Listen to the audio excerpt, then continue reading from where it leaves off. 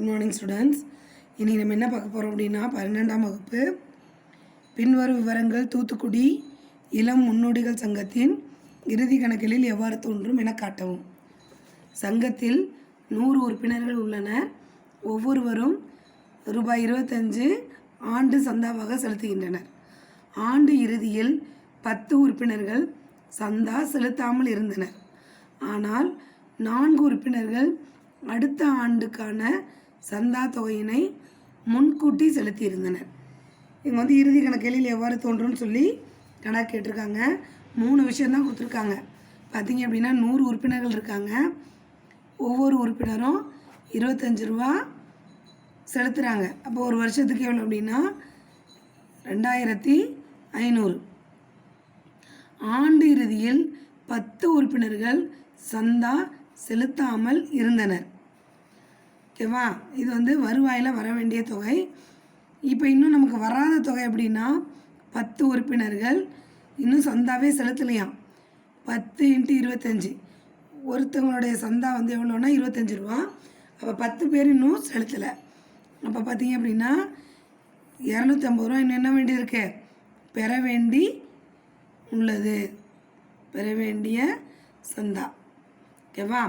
அடுத்தது, ஆனால் 4 உறுப்பினர்கள் அடுத்த ஆண்டுக்கான சந்தா தொகையினை முன்கூட்டி செலுத்தியிருந்தனர்.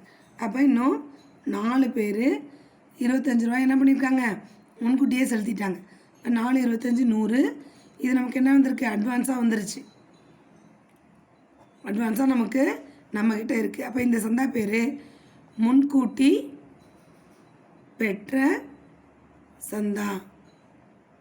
அப்போ வருவாய் செலவின கணக்கு இப்போ கணக்கு போடுவோம் இல்லையா.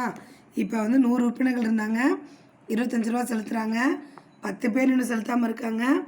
4 உறுப்பினர்கள் அடுத்த ஆண்டுக்குரிய சந்தாவை முன்கூட்டி செலுத்தியிருக்காங்க. கணக்கு போடுவோம் பாருங்கள். இப்போ 3 இது ஃபஸ்ட் ஒன், இது செகண்ட் ஒன், இது தேர்டு. 3 விஷயம் கொடுத்தாங்க. 3 விஷயமும் எவ்வளோ தொகை அப்படிங்கிறத இங்கே கால்குலேட் பண்ணி வச்சுருக்கோம். கணக்கில் போடலாமா? இங்கே பாருங்கள், சந்தாங்கிறது வருமானம் இல்லையா, அதனால் பெற்ற சந்தா என்ன பெற வேண்டிய சந்தா அப்படின்னா 2500. ஓகேவா? இதுதான். நீங்கள் ஒன்றுமே செய்ய வேணாம். வருவாய் செலவின கணக்கில் சந்தா அப்படின்னு போட்டிங்கன்னா முடிஞ்சு போச்சு. அதே மாதிரி இறுதி கணக்கில் எவ்வாறு தோன்றும் அப்படின்னு கேட்டாங்கன்னா பொறுப்பு பக்கம் எவ்வளோ வரணும், சொத்து பக்கம் எவ்வளோ வரும்னு கேட்குறாங்க. நம்ம கால்குலேஷன் பண்ணி வச்சுருக்கோம்.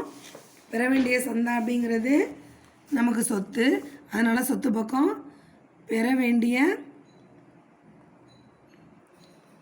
சந்தா 250. முன்கூட்டி பெற்ற சந்தாங்கிறது பொறுப்பு. ஏன்னா நம்மளோடது இல்லை, அடுத்த வருஷத்தோடதையும் முன்கூட்டி நம்ம என்ன பண்ணி வச்சுருக்கோம், வாங்கி வச்சுருக்கோம். அதனால் அது பொறுப்பு. முன்கூட்டி பெற்ற சந்தா. அட்வான்ஸ் எவ்வளோ வந்திருக்கு, 100 ரூபா. இவ்வளோ தான். ரொம்ப எளிமையான கணக்குமா. டேட்டை மட்டும் கொஞ்சம் போட்டுக்கோங்க. பாருங்கள், அவங்க ஒரு டேட்டு கொடுக்கல, அதனால் நம்ம போட வேண்டியதில்லை. இவ்வளோ தான் சம்மு. ஏதாவது டவுட் இருந்தால் கேளுங்கம்மா. Thank you students.